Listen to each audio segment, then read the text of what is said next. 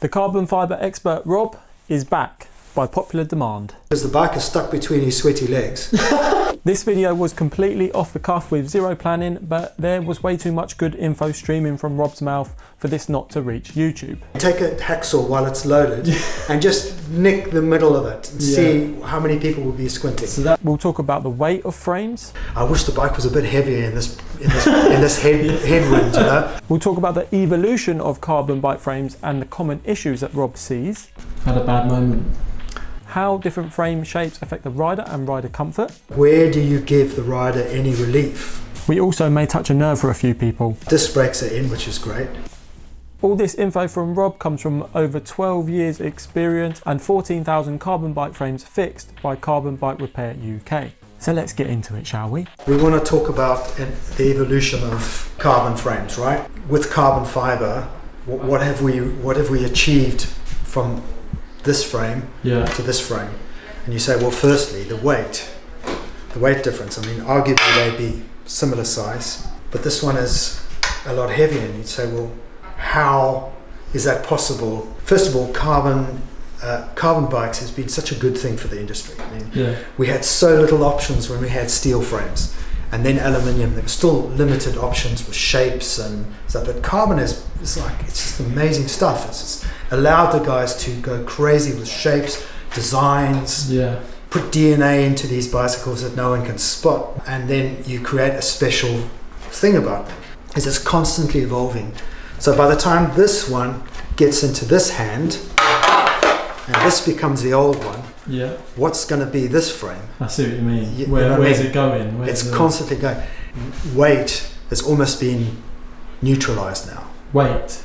Yeah. They're so light now. How do you get any lighter? Yeah, and then you start hearing things like, I'm starting to hear things like, I wish the bike was a bit heavier in this headwind, you know, or going down. It was blowing me all over the place. I prefer to ride something like this. The main thing is, as we talked about with your Trifox, is the way they lay up bikes, a professional bike compared to a bike that's maybe copying something. Is understanding that the entire process comes down to, you know, the way the bike is laid up, designed, laid up, and what its function is. It takes an engineer to work out what the purpose of this bike is. Whereas I thought with the Trifox it didn't know what it wanted to be. Was it an aero bike, or was it going to be a climbing bike? Whereas there's a lot of thought gone into this, and even at this age, this bike was at its highest level of technology, and all the stuff that they had available to them. Had a bad moment. You can see the way this is laid up. You can see the cross ply. Okay, it's going at 45 degrees, and then you've got the straight uniweave running this way. You've got all sorts of things. You'll probably find in here, there's twill in here, which you don't see much now on modern frames. It's interesting to see the evolution of carbon frames side by side, and we'll look at an older Bianchi later in the video as well. Who knows where we are heading? Lighter, heavier, thicker, thinner? They say trends come back around, so maybe we'll all be riding penny farthings in 10 years time. There's, for example, on a lot of modern frames now, you don't see alloy in carbon anymore. The two materials should never be put together. Carbon and alloy. No, you should never put those two materials together if you're going to make them one molded item. And the problem is very simple. This doesn't react to temperature. It doesn't adjust. It doesn't flex. The carbon stays the same. The alloy will. Okay. So the matrix that's supposed to hold the epoxy, that's supposed to hold this part to this part, is under enormous amount of pressure. As it gets hotter, colder. Stress. Sits in the sun while you're having a coffee. You know, the carbon is happy. The epoxy's, you know, it's saying where do you want me to go? And over the few years you start seeing cracks, you start seeing, I don't know, there's a lot of your viewers who will have seen their bottom brackets come loose. So they change out things like dropouts. These are all aluminium dropouts, which I prefer to carbon. You have a look at this. Again, it's easy to criticize the brands. It really is. Bike mechanics are known to criticize some of the ideas, and some of them are justified because they're reacting to maybe a warranty issue that's happened, so they'll modify the bike as quickly as possible, either modify the mold like you saw in your bike, or start afresh and then never go near that issue again. And then they'll do press fit bearings, which kind of work, but maybe the design is not quite there, so they start having problems there. These guys, you've got to understand, have a tiny bit of empathy for the manufacturer in developing a high-end bicycle. It's not a simple thing. Yeah, it's not simple at all. We've got to have some empathy, my friends. We are riding complex carbon machines, and it's interesting hearing it from Rob, who works on hundreds of frames each month. I can see how the cracks and breaks in these frames makes Rob empathetic, given the development is driven by the consumer. And that leads us on to the next point, nicely. So obviously, it would be nice if you weren't, the audience wasn't the bug fixer. Yeah, true. I mean, I know they do try before they put the bikes out, but they got to keep this ball rolling, because we're getting the benefit of riding amazing bikes. Yeah. So, what's the price you pay? The price for an incredibly high demanding audience who want a bike that looks with a drop top tube, or looks the best, the lightest. It's got to look right, it's got to have, like, for example, this sort of malarkey here is an iteration of something. I'm not quite sure why they did this, because this bike would be vertically very uncompliant and very uncomfortable to ride. What's that? Because of there's nowhere for the seat tube to flex, because it's blocked. Now the BMC did this, Cannondale have done this. Now there could be a good reason that I've missed. Don't get me wrong, it could be something I'm not seeing. But there are a lot of designs, and I'm not referring to this only, that are forced upon manufacturers to follow suit. Where bicycles either look good, or whether the world champion has won something on that bike, it looks like that, you've got to kind of go down that road. Even if it's not a good idea, they're still going to go down that road until either the warranty department is a war zone. Think about it, it's really not good for the consumer, because when bicycle companies go down, there's just less choices, less competition. I'm not here to criticize, I'm here to empathize, actually. I do see some things that definitely need criticism, because there's some things that are overlooked in design. You'd be surprised, there's some brands that absolutely fly in the face of reason when it comes to design, particularly with regard to what carbon is capable of doing and what it's not doing. Change for change's sake, or change for the better, or change because of consumers, me and you. That does get the old mind palace working. Let's take, for example, when bicycles were converted from wheels were converted from aluminium wheels to carbon. So another evolution in this. The problem is that the way that a clincher works is designed around extruded wall thicknesses that are based on aluminium. So you can't just convert it to... But they have. Okay, so they did convert them. They just converted them because the way the beading sits and where the brake calipers sit, both on, because you need to be able to swap between aluminium wheel and a carbon, so you can't have a fatter wall. Then it's about the braking surfaces, etc., etc. These are pressures that are applied, typical pressures that are applied to companies. Where they would, if you were asked them honestly, would you want to go down that road, you'd say no. You've got companies like Mavic who said, look, some of it will keep carbon and the other parts will make aluminium. And so you get adhesion problems again between the materials because they don't belong together. And you get warping down, so I'm really happy to see disc brakes have finally come on. Ruffle a few feathers. It's removed that problem and allowed you to ride a carbon wheel now without the issues of the rim of carbon that makes... I mean, that just doesn't make sense in my mind, full stop, to have a carbon braking service. Slowly grind down, I mean, you kind of see this stuff here when you see all the broken bikes across the brands, and you can start seeing very, very easily what is working and what's not. I'm sure that is going to spark a lovely rim brake versus disc brake discussion. Ding, ding, ding. Go on, fight it out in the comments. So it appears we basically used a design that was meant for aluminium, but simply swapped the material to carbon fibre. Interesting. Let's take dropouts as an example. If you ask me, regardless of weight and its potential to win a race, would I prefer an aluminium dropout over a carbon one? And I would say absolutely, 100%. Yeah. Why? Because carbon does not abrade well. If you rub it with sandpaper, it just turns to powder. Okay. You do that with aluminium, you'll struggle. Yeah. So if you have a loose skewer and a dropout, and trust me, we've repaired more of these than any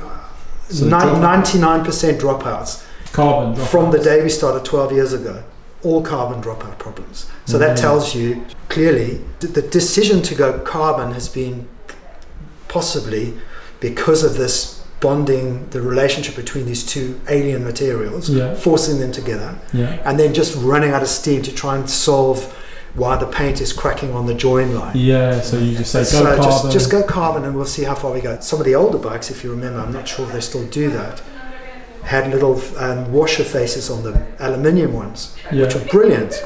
Because then you had the benefits of carbon light part with no bond issues with an aluminium face. Yeah. And they took that away. Why? Was it too expensive? Did they fall off? Were they worried about them falling away? I don't know. It's the change, I guess. So they've gone to the through axle, which has kind of solved a few issues there. So that's nice to see. That again, it's a constant evolution.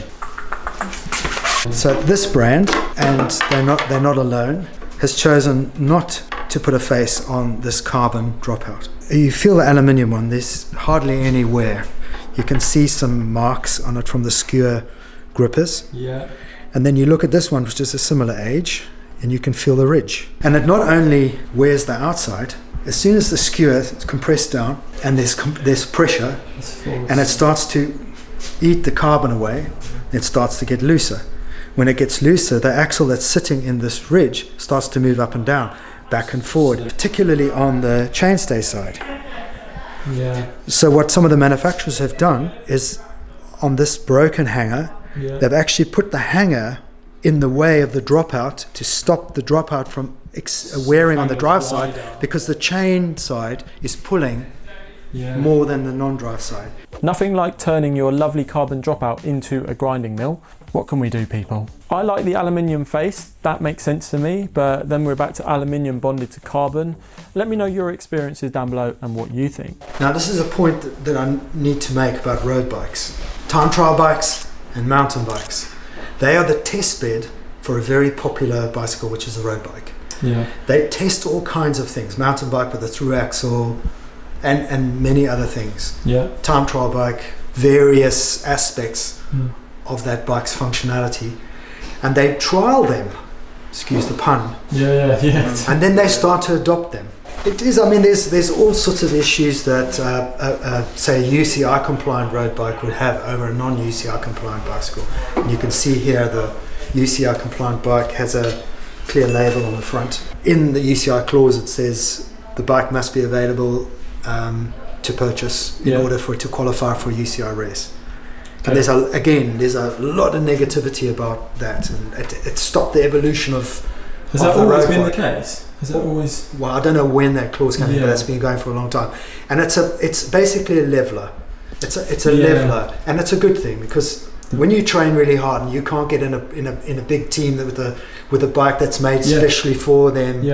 It's a bit like Formula One. There's a rule by the FIA that controls the development. It keeps the costs down as well. But in the case of both sports, just to comply with UCI and beat your opponent means you even spend more money. So that hasn't kind of worked. The issue with the UCI compliance has mean it's that they've had to produce a bicycle that's still cool, that's still evolving. I mean, we could talk about the Dogma 60.5, which was one of the first fantastic iterations of a bicycle that had squiggly forks, and everyone thought, well, that's really that's, is it a trendy thing? Very clever bike. Very unique. Very clever bike. And they're doing that. Trek has done it with internal seat post, flexible seat posts on an aero frame in the Madone 9. Fantastic bike. Again, what is that the bearing called? The ISO. Oh, what do they have in there? I'm not sure. I know. ISO fix. There's not a lot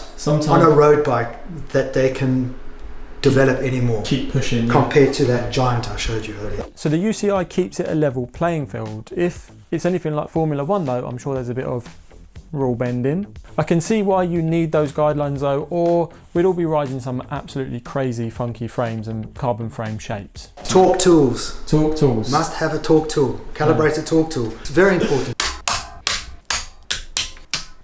They'll torque them till they break, and then they'll reverse the torque setting to a point that's pretty safe, unless something happened in the manufacturing, which is why they will warranty that bike if it breaks. But they know that bike backwards. They know. And if it's broken, what we call an interaction interface, where the owner or the mechanic has something to do with it, an interface where you're going to put something in, tighten it, bottom bracket, anything, those are generally not warranted. Well, one of the biggest changes, and this is something I wanted to put in, was when you put a bicycle through an aero tunnel, and then you work out the most amazing way of compressing carbon into the thinnest wall thicknesses, there's not much further you can go other than change shapes for the fashion's sake. But one of the areas that don't get talked about, because it's not a very exciting bit of the bike, the seat tube, from what we're seeing here, is developing at a huge pace. And that is because the bikes have got to a point where they're so efficient. One area that they hadn't accounted for was rider fatigue. Rider fatigue.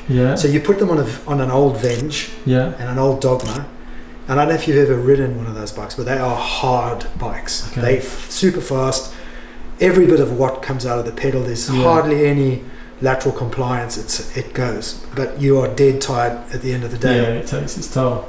With the Madone 9 was one of the first steps, Trek, and there are others. Cannondale did it with they started working with the seat tubes, making them different. The Sagan bike, I think, had a forked end down by the bottom bracket. They started to really mess around with this part to try and give the rider some flexibility. Because a lot of people see these seat stays as the comfort mechanism of a bike, but those things should not move at all. Why? Because the back wheel, if you can see that shape, literally comes up to there. So if this thing flexed, you'd be banging into there. So that isn't what the seat stay is there for. Thin seat stays just mean lighter weight. So where do you give the rider any relief? In the seat tube. Basically, this part of the bike is like a crossbow. I see what you mean. If you apply weight to the saddle, the rider goes back. Okay. This part bows forward. So it's under that tension. It's under tension.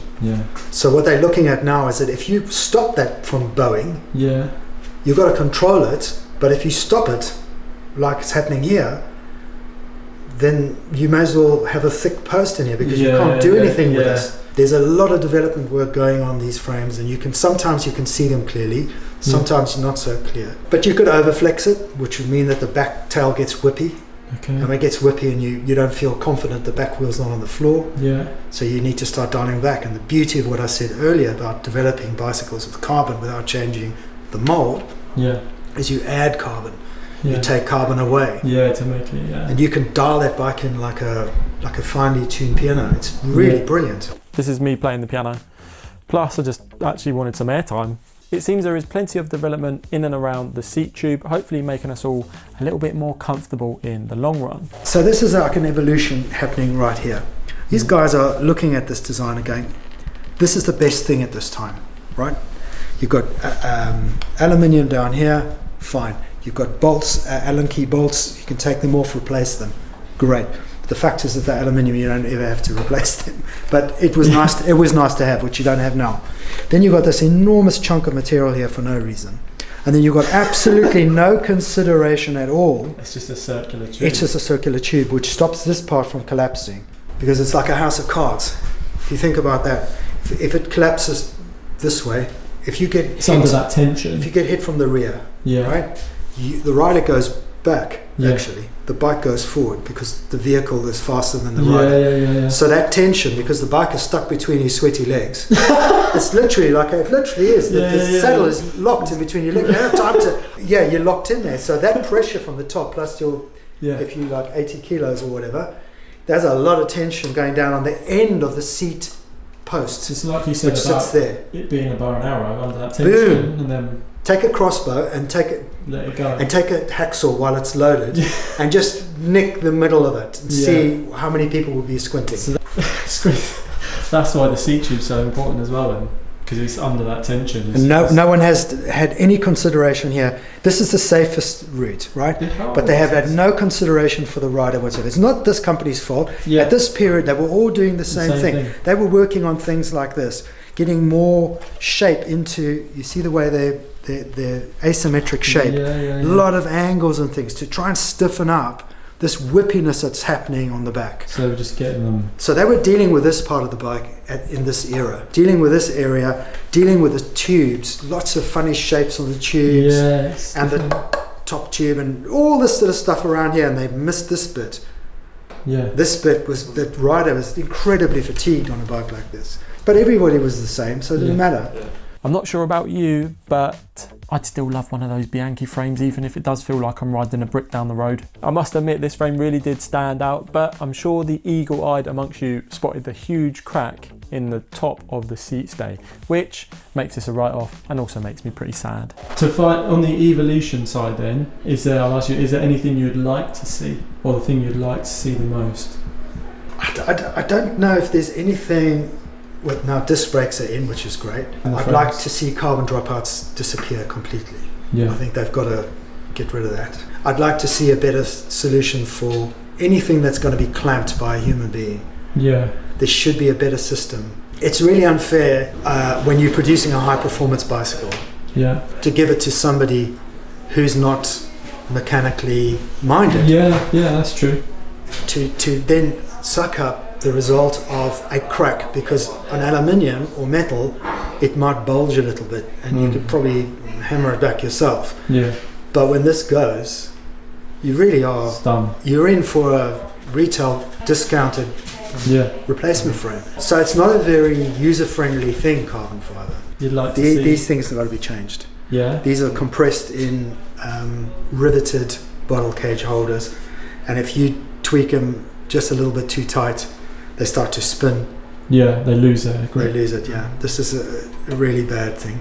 As a reward for making it this far in the video, here is a sneak peek of what else we got up to on the day.